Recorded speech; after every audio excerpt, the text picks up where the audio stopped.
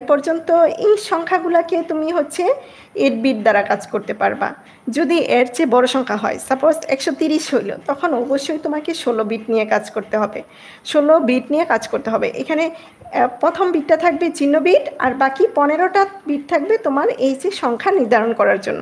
এখন আমি সর্বোচ্চ এই 7টা বিট দিয়ে 127 পর্যন্ত লিখতে পারবো, আর এটা তো চিহ্ন বিট, সেজন্য হচ্ছে তোমার তখন 16 বিট নিয়ে কাজ করতে হবে। তাহলে আমাকে কি করতে হবে? বাইনারিতে রূপান্তর করতে হবে এবং 8 বিট পূর্ণ করতে হবে। একটা কাজ আমরা করে ফেললাম। দ্বিতীয় কাজ যদি আমরা যোগ এবং বিয়োগ দুইটা সিস্টেমে আমি দেখাবো।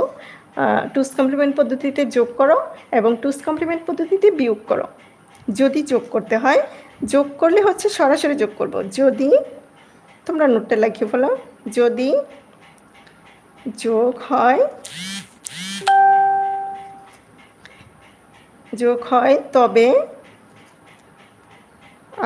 সরাসরি যোগ করব। যদি ঋণাত্মক মান থাকে, যদি নেগেটিভ বা ঋণাত্মক মান থাকে, যদি ঋণাত্মক মান থাকে তবে ঋণাত্মক মানটাকে মানে নেগেটিভ মানকে 2-এর পরিপূরক করব। এই যে এইভাবে 2-এর পরিপূরক মান বের করব। দেন হচ্ছে আমরা কি করব? যদি ঋণাত্মক মান থাকে তবে নেগেটিভ মানকে 2-এর পরিপূরক করব। প্রথম মানের সাথে 2টা মান যোগ করব। 2টা মান যোগ করব। ক্যারি, যদি ক্যারি মানে হচ্ছে হাতে থাকা, যদি ক্যারি থাকে, ক্যারি মানে যদি এক্সট্রা একটা বিট থাকে, ক্যারি থাকে, বাদ দিব। এখানে ক্যারি থাকলে অবশ্যই ক্যারিটা বাদ দিব। এখন দেখবো আমার চিহ্ন বিট। 8 নম্বর বিটটা কি? চিহ্ন বিট যদি নেগেটিভ থাকে, পুনরায় টুস কমপ্লিমেন্ট করব। টুস কমপ্লিমেন্ট, এবং এইটাই উত্তর হবে। ওকে, আমরা এখন এক্সাম্পল দেখাবো। আমরা আজকে যোগটা করব, দেন হচ্ছে কালকে বিয়োগটা করব। 2-এর পরিপূরক পদ্ধতিতে যোগ করো। এখন সংখ্যাগুলা বিভিন্ন ধরনের হইতে পারে, আমরা বিভিন্ন ধরনের সংখ্যার ক্যাটাগরি দেখে আমরা করব। আশা করি বুঝতেছো। আর হচ্ছে তোমরা লিখে নিবা, সাথে সাথে লিখে না নিলে এগুলো মনে থাকবে না এবং নোট আকারে হয়ে যাবে তোমাদের, এবং প্রতিটা ক্লাসই তোমরা এরকমভাবে করবা।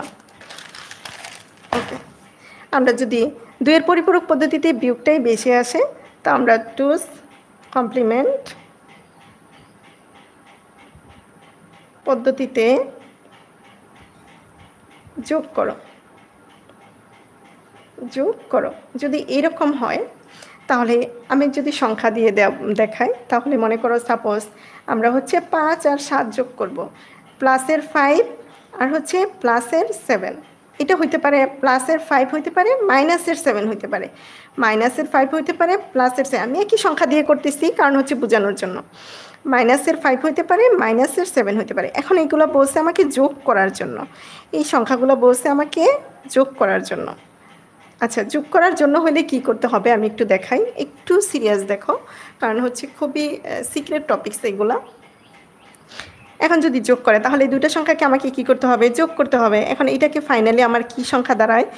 এটা তো প্লাসের পজিটিভ আছেই, তাহলে এটার সাথে এটা কি প্লাসে কি হয়? +7। সংখ্যাটা এরকম দাঁড়াবে।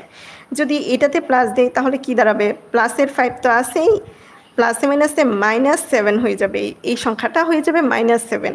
এটা -5 আছে, এটাতে যদি আমি প্লাস করি, প্লাসে কি হয়ে যাবে? প্লাস হয়ে যাবে, -5 +7। এটাকে যদি আমি প্লাস করি বা যোগ করি, এটা হবে -5 প্লাসে মাইনাসে -7। সংখ্যাটা কিন্তু আমার এইখানের চিহ্ন আর এখানের চিহ্ন কিন্তু পরিবর্তন হয়ে যাচ্ছে যখন আমাকে বলতেছে যোগ করো।